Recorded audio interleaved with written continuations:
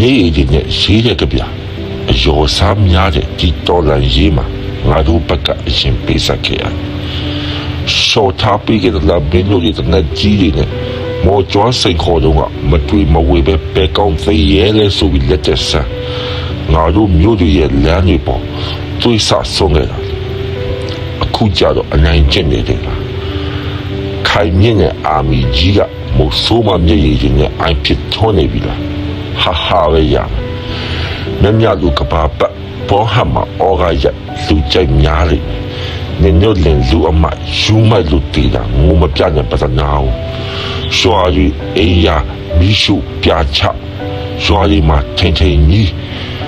အဲ့ဒါဒီအတွက်ပြည်သူတွေရဲ့ကြေစာမိကိုတီမှာတည်ရဲ့အတ္တစိတ်တွေနဲ့ကောင်းတယ်